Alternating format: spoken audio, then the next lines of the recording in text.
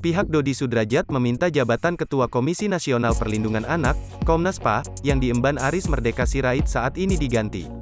Pasalnya, Dodi melalui kuasa hukumnya, Jamaluddin menilai jika Aris terlalu kasar untuk menangani masalah anak kecil. Menanggapi hal tersebut, Aris pun akhirnya buka suara dan menyebut jika pihaknya menyayangkan sikap Dodi Sudrajat. Seperti diketahui, kisruh antara Dodi Sudrajat dan H. Faisal masih berlanjut soal perebutan hal pewalian sang cucu, Gala Sky.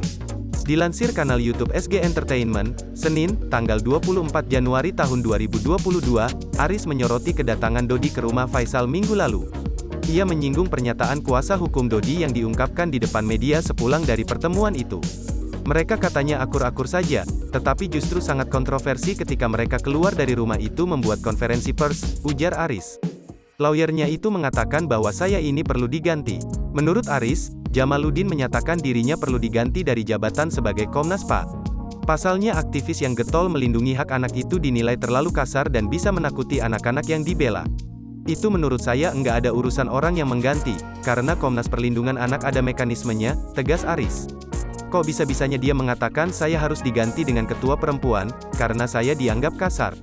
Saya sudah 33 tahun mengurusi anak-anak yang saya bela enjoy-enjoy saja, keluarga juga enjoy saja.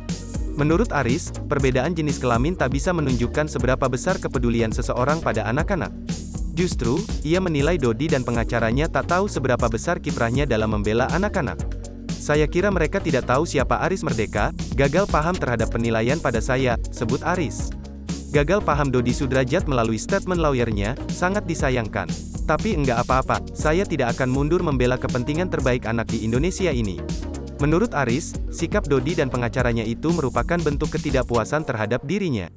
Pasalnya, Aris yang dilapori Dodi, justru mendukung agar Gala dirawat oleh keluarga Faisal. Padahal ia hanya menilai dari kacamata lembaga yang melihat bahwa Gala sudah berada di tempat yang nyaman.